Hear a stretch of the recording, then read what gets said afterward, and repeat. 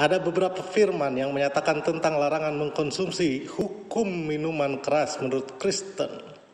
Di antaranya lebih jelas lagi ada di beberapa ayat pendukung berikut ini. 1 Yesaya ayat 22. Celakalah mereka yang menjadi jago minum dan juara dalam mencampur minuman keras. Dalam firman ini sudah jelas dituliskan bahwa Allah tidak suka jika umatnya minum minuman memabukkan atau yang mengandung alkohol. Karena itu sebaiknya hindari hal tersebut, ganti dengan hal lain yang lebih bermanfaat menyenangkan hati Tuhan. Yang kedua, dalam Amsal ayat 1, anggur adalah pencemooh, minuman keras adalah peribut, tidaklah bijak orang yang terhuyung-huyung karenanya.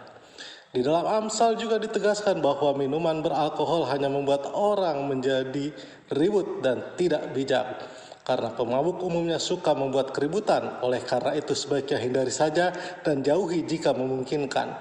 Karena ayat Alkitab tentang hedonisme tersebut tidak berguna sama sekali dan bahkan justru merusak tubuh.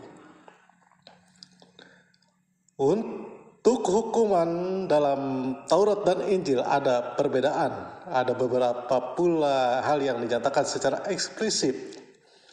Memang tidak dijelaskan dengan detail, namun hal ini bisa dikatakan bahwa Allah juga membenci kemabukan. Oleh karena itu ada beberapa konsekuensi yang dapat diterima oleh mereka yang mabuk oleh minuman beralkohol.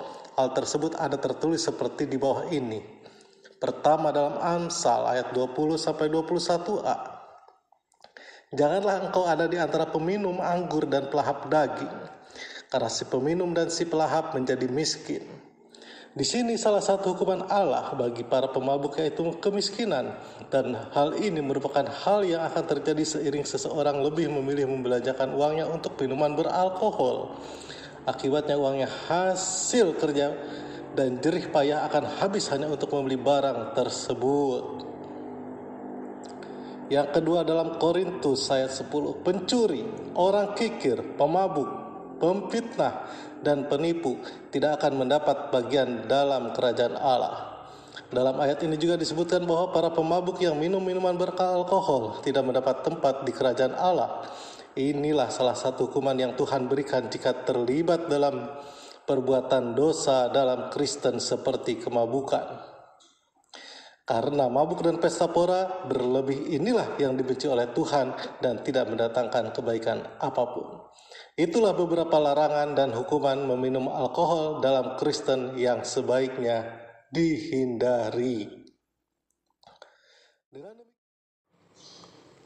Hukum meminum minuman keras menurut agama Hindu tertulis dalam Sarasmukaya Sloka 256. Janganlah hendaknya mengambil barang orang lain, janganlah meminum minuman keras dan obat-obatan terlarang, melakukan pembunuhan, berdusta, karena itu akan menghalangi untuk menyatu dengan Tuhan.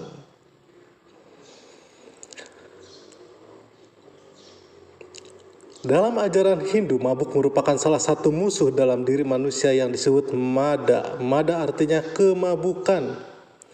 Misalnya mabuk karena minuman keras. Bila minuman ini diminum secara berlebihan, maka akan menimbulkan kemabukan. Mada bagian dari sadripu, 6 musuh dalam diri manusia. Mabuk juga bagian dari pancama atau 5M, yaitu madat, minum, metoh, madon, dan maling. Mabuk atau mada selain bagian dari sadripu atau pancama, mada juga bagian dari sapta timira, 7 macam kegelapan. Bagian-bagiannya yaitu surupa, mabuk karena rupa tampan, dana, mabuk karena kekayaan, guna, mabuk karena kepandaian ilmu, kulina, mabuk karena keturunan, yowana, mabuk karena keremajaan, sura, mabuk karena minuman keras, dan kasuran, mabuk karena kesaktian atau keberanian.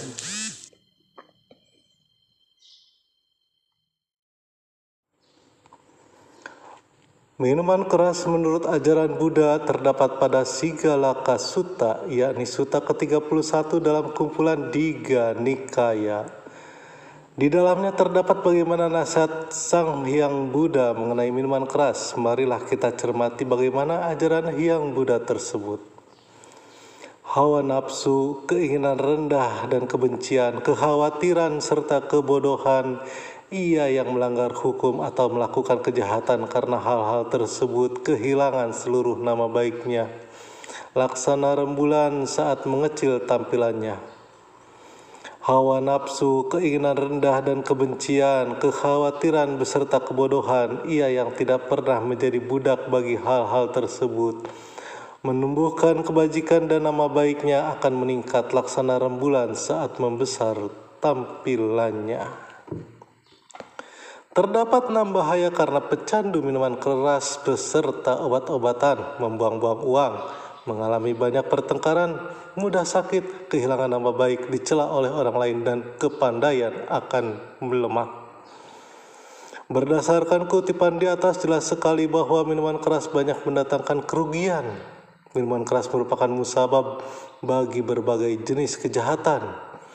Karena minuman keras seseorang melakukan pencurian, pemerasan, dan beragam tindak kekerasan lainnya.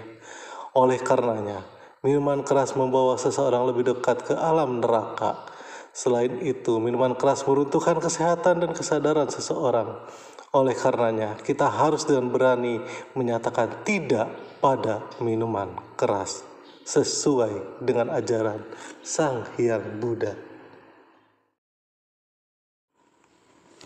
Agama Konghucu pun menganggap pengguna miras sebagai orang yang tidak berbakti kepada agama. Apabila ada yang menolak undang-undang larangan minuman keras dengan alasan keberagaman, timbul pertanyaan, agama mana yang mereka bela yang membolehkan minuman keras? Untuk yang tidak beragama, oh tidak, kita NKRI, kita Pancasila, ketuhanan yang Maha Esa, yang salah satu butir Pancasila, sila pertama adalah menjalankan segala kewajiban agama bagi pemeluknya. Jangan-jangan untuk para komunis yang ateis? Bukan. Di negara kita katanya sudah tidak ada komunis. Kalau begitu, jangan-jangan untuk yang di KTP-nya tertulis dalam kolom agama Islam.